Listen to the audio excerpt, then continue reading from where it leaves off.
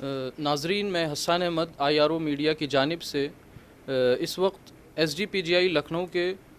مشہور و معروف ڈاکٹر ضیاء ہاشم صاحب سے گفتگو کرنے کے لیے یہاں حاضر ہوئے ہیں۔ ڈاکٹر صاحب السلام علیکم ورحمۃ اللہ وبرکاتہ۔ وعلیکم السلام ورحمۃ اللہ وبرکاتہ۔ عافیت سے ہیں؟ جی الحمد للہ۔ ڈاکٹر صاحب، آپ کے بارے میں کافی کچھ سنا الحمدللہ، اور بڑی خوش آئند باتیں ہیں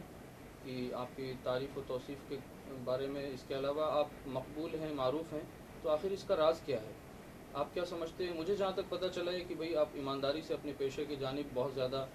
متحرک و فعال ہیں، لیکن پھر بھی آپ سے جاننا چاہیں گے کہ آپ ایسا کیا لگتا ہے کہ لوگ آپ سے اتنا زیادہ مانوس ہیں؟ سب سے پہلے تو میں اللہ کا شکر ادا کرنا چاہوں گا کہ مجھے اللہ نے یہ موقع دیا کہ وہ اس پروفیشن میں مجھے رکھا، جی کہ جس میں میں اللہ کے نشانیوں کو بہت قریب سے دیکھ پا رہا ہوں۔ سب سے اللہ کی قریبی نشانی جو ہے وہ زندگی اور موت ہے، جی اور ایک ڈاکٹر جو ہے وہ اس کو سب سے زیادہ اس چیز کے قریب ہوتا ہے کہ وہ اس قریب چیز کو دیکھ سکے۔ جی مگر اللہ کا شکر ہے کہ مجھے یہ 2008 سے جو ہے یہ لگا کہ مجھے قرآن شریف کا پڑھنا چاہیے، جی تو میں نے اس کا ود ٹرانسلیشن جو ہے سمجھا اس کو۔ پھر اس کے بعد بھی مجھے لگا کہ ٹرانسلیشن شاید کچھ گڑبڑ ہو سکتی ہے، تو میں نے سوچا کہ اس کو کیوں نہ میں عربی کو ایز اے لینگویج پڑھوں جی اور قرآن شریف کو اپنے آپ سمجھوں۔ جی جی تو تب سے میں نے تھوڑا عربی بھی پڑھنا شروع کیا، ماشاء اللہ۔ اور اللہ کا شکر ہے کہ مطلب مجھے جو انٹرنیٹ کی مدد سے عربی پڑھنے میں ہیلپ ملی، اور میں نے جو ہے قرآن کو پھر اس کی لینگویج میں ہی پڑھنا شروع کر دیا۔ جی تو اس سے مجھے بہت زیادہ فائدہ پہنچا، اور مجھے قرآن شریف پہ عمل کرنے کے لیے جو ہے زیادہ آسانی ہوئی، جی کیونکہ اب میں پڑھتا ہوں تو مجھے ٹرانسلیشن کی ضرورت نہیں پڑتی ہے، ماشاء اللہ۔ اور میں ڈائریکٹلی جو ہے اس کی آیتوں کا مطلب سمجھتا ہوں۔ مطلب میں چھوٹی کوئی کتاب رکھتا ہوں تفسیر کے لیے، اس سے جو ہے میں پڑھتا ہوں۔ تو بیسیکلی مجھے لگتا ہے کہ قرآن شریف پڑھنے سے ہی جو ہے مجھے زیادہ فائدہ پہنچا ہے۔ ڈاکٹر صاحب، تو آپ نے جیسا کہ بتایا کہ قرآن کا مطالعہ الحمدللہ آپ نے شروع کر دیا ہے، بہت اچھی بات ہے۔ تو آخر کہاں سے آپ کو مدد ملی، اور کیسے آپ نے عربی گرامر کی طرف آپ راغب ہوئے، کیسے سیکھنا شروع کیا؟ کچھ تفصیل سے اس بارے میں بتائیے تاکہ ہمارے ناظرین کو بھی اس سے جو ہے مدد ملے سمجھنے۔ دیکھیے، اس کے لیے مطلب انٹرنیٹ کی مجھے بہت مدد ملی۔ اس میں یوٹیوب پہ کافی سارے ویڈیوز ہیں جو عامر سہیل صاحب کے ہیں، انہوں نے جو ہے اردو زبان جو جاننے والے لوگ ہیں ان کے لیے عربک کو سیکھنے کے لیکچرز لیے ہیں، تو وہ لیکچرز ماشاءاللہ بہت اچھے ہیں۔ اس میں جو ہے اگر کوئی بندہ جو ہے 40 لیکچرز بھی ان کے اٹینڈ کر لیتا ہے تو اس کو لگتا ہے کہ قرآن اور حدیث کی بیسک عربک سمجھنے میں کوئی دقت نہیں ہوگی، تو ویسے پڑھ سکتے ہیں۔ دوسرے جو ہے آج کل جو ٹرانسلیشنس اور تھوڑی تفسیر بھی پڑھنی ہوگی، کیونکہ تفسیر بھی جو ہے اس کے بغیر جو ہے کچھ آیتیں جو ہے اس کا مفہوم سمجھنے میں دقت آتی ہے، تو وہ سب اویلیبل ہے آرام سے، کوئی دقت نہیں۔ بس آدمی کو تھوڑا وقت نکالنا پڑے گا، بس یہی کہہ سکتا ہوں۔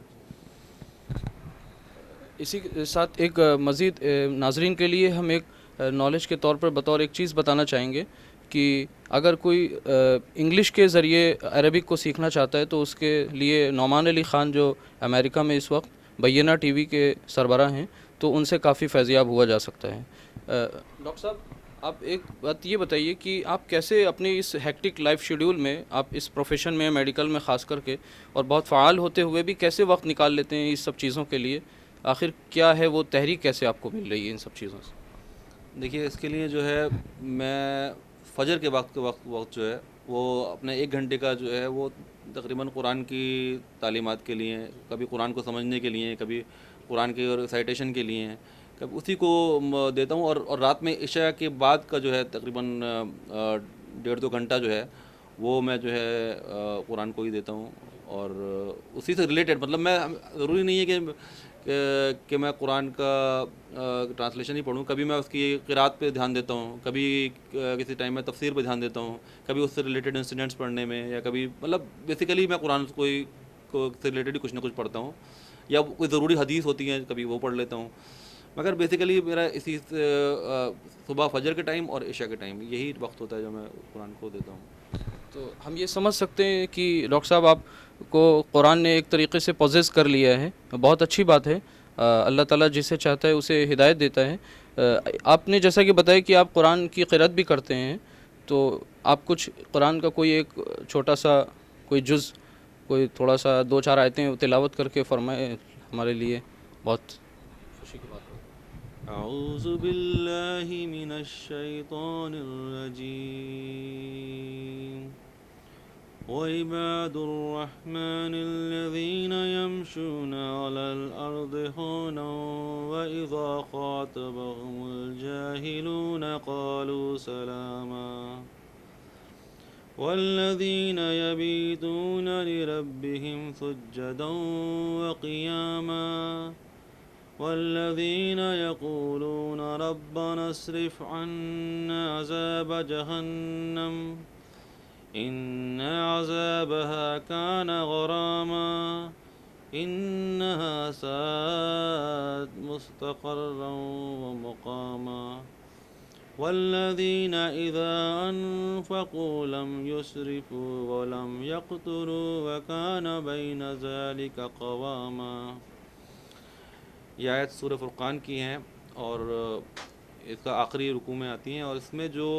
قرآن میں جو اللہ کے بندوں کی جو ساری خاصیتیں ہیں وہ ایک ساتھ جمع ہیں۔ اس میں مجھے یہ رکوع بہت پسند ہے۔ اس میں اس آیت کا مفہوم یہ ہے کہ رحمان کے بندے وہ ہوتے ہیں جو زمین پہ کبھی گھمنڈ کے سے نہیں چلتے ہیں، اور جب بھی ان سے جاہل بحث کرتے ہیں تو وہ کہتے ہیں سلام۔ وہ اپنی راتیں اللہ کے سجدوں میں اور اللہ کی عبادت میں کھڑے ہو کر بتاتے ہیں، اور یہ کہتے ہیں کہ اے اللہ ہمیں جہنم کے عذاب سے بچا لے، کیونکہ یہ عذاب جو ہے بہت خطرناک ہے اور یہ ہمیشہ رہنے والی بڑی خراب جگہ ہے۔ اور جب یہ خرچ کرتے ہیں تو نہ تو یہ فضول خرچی کرتے ہیں اور نہ ہی کنجوسی کرتے ہیں، بیچ میں رہتے ہیں۔ ماشاءاللہ، بہت خوب ڈاکٹر صاحب، آپ نے تو ماشاءاللہ ایک صحیح راستے کا سلیکشن کیا اور قرآن کو سمجھنے کی بلا کسی ترجمے کو حائل کیے ہوئے سمجھنے کی کوشش کی، اور قرآن کی لینگویج کو۔ اب میں یہ جاننا چاہوں گا، جیسا کہ آپ لکھنؤ سے ہیں اور لکھنؤ میں اس طریقے کے کوئی اسکولز نہیں ہیں، کالجز، جہاں پر یہ بتمام و کمال دونوں طریقے کی عصری اور دینی علوم پڑھائے جاتے ہوں، وہ بھی اچھے انداز سے، تو آپ نے اپنے بچوں کے لیے کیا انتظامات کیے ہیں؟ کیسے ان لوگوں کو یہ ساری چیزیں آپ فراہم کر رہے ہیں؟ الحمدللہ اللہ نے مجھے توفیق دی کہ بچوں کے لیے بھی میں نے کچھ پلان کیا ہے۔ تو میں نے شروعات تو نماز میں قرآن کی تلاوت سے ہی کی تھی، تو میں نے دیکھا کہ بچوں پہ اس کا بڑا پازیٹیو افیکٹ پڑا کہ جو تلاوت میں کرتا تھا قرآن میں تو وہ ویسی تلاوت وہ بھی کرنے لگے۔ اس کے بعد میں نے ان کو ان آیتوں کا مفہوم بھی جو ہے مغرب کے بعد میں 15 منٹ دیا کرتا تھا، اس سے جس سے میں ان کو جو ہے وہ جو آیتیں میں نے پڑھی ہیں نماز میں اس کا مطلب جو ہے میں ان کو سکھایا کرتا تھا۔ پھر اس کے بعد میں نے ان کو ایک عربی کی جو پہلی کتاب ہے اس سے ان کو پڑھانا شروع کیا، جیسے کہ ھذا ذالکا، اور ان کو جو ہے ورڈز بیچ بیچ میں ریوائز کراتا رہتا تھا۔ اور وہ کتاب الحمدللہ ختم کرنے کے بعد جو ہے وہ اتنی ان کی عربک ہو گئی ہے کہ وہ قرآن کی جو بیسک آیات ہیں اس کا مطلب سمجھنے لگ گئے ہیں، اور میری ان کی تربیت ابھی جاری چل رہی ہے، اور میں ابھی بھی ان کو جو ہے میں نے دوسری کتاب شروع کرا دی ہے ماشاءاللہ، تو اب وہ اور مزید سمجھنے لگ جائیں گے مجھے لگتا ہے۔ اور مگر میں ان کو جو ہے دونوں طریقے سے یاد کراتا ہوں، ان کو یاد بھی کراتا ہوں اور ان کو جو ہے عربی پڑھا کر بھی جو ہے مطلب سکھاتا ہوں، دونوں طریقے سے کراتا ہوں ابھی، کیونکہ ابھی ان کی عربی اتنی اسٹرانگ نہیں ہوئی ہے کہ پورا قرآن سمجھ سکیں، مگر وہ بیسک آیتیں جو ہیں اس کا مطلب سمجھ لیتے ہیں۔ تو ناظرین، آپ نے دیکھا کہ کس طریقے سے ایک انتہائی اہم پروفیشن میں رہتے ہوئے بھی کس طریقے سے اپنے بچوں کی تربیت کے لیے وقت نکالا جا سکتا ہے۔ ڈاکٹر صاحب اس کی جیتی جاگتی مثال ہیں۔ تو ڈاکٹر صاحب، آپ کیا پیغام دیں گے اپنے اور بھی لوگوں کو، تاکہ لوگ اس سے جو ہے سبق حاصل کریں اور زیادہ اس کی طرف رغبت کریں؟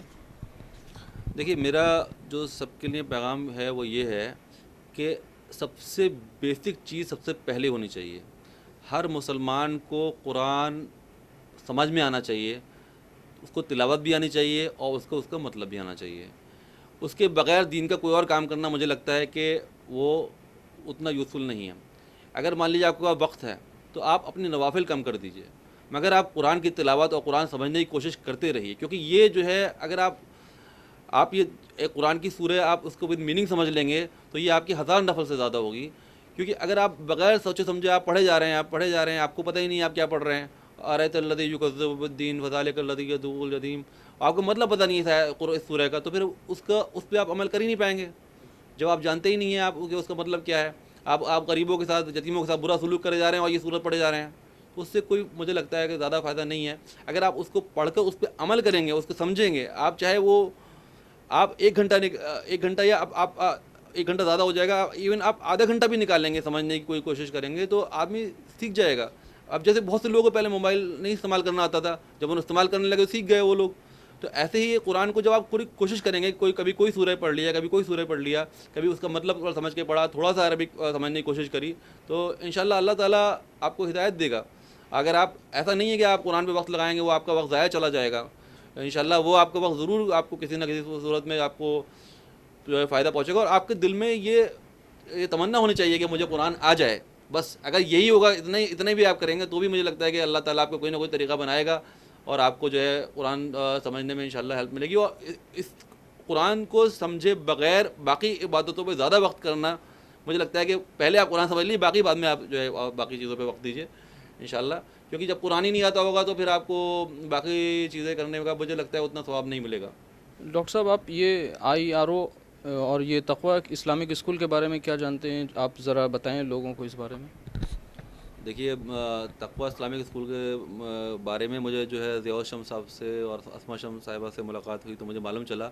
تو کیونکہ میں ابھی بچوں کو عربک پڑھا رہا تھا، تو انہوں نے جو ہے جب اپنے اسکول کا سلیبس اور ان کا کتابیں بھیجیں تو مجھے لگا کہ یہ تو بہت ہی اچھی طریقے سے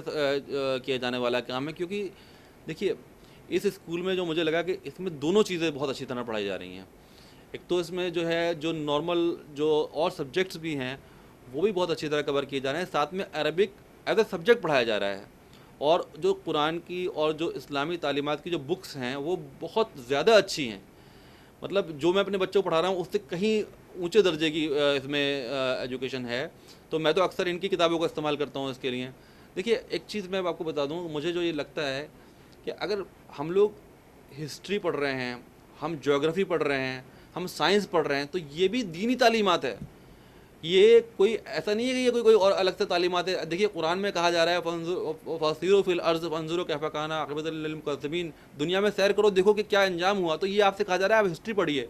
اگر آپ سے کہا جا رہا ہے آپ قرآن کی اور اپنی آیتوں پہ غور کریں، تو اس کا مطلب یہ ہوا کہ آپ سے جو ہے جیوگرافی اور سائنس پڑھنے کے لیے کہا جا رہا ہے۔ تو ہم لوگ کو یہ سمجھنا ہوگا کہ ہمیں دونوں تعلیمیں حاصل کرنی ہیں، ہمیں دنیاوی تعلیم بھی حاصل کرنی ہے اور ہم کو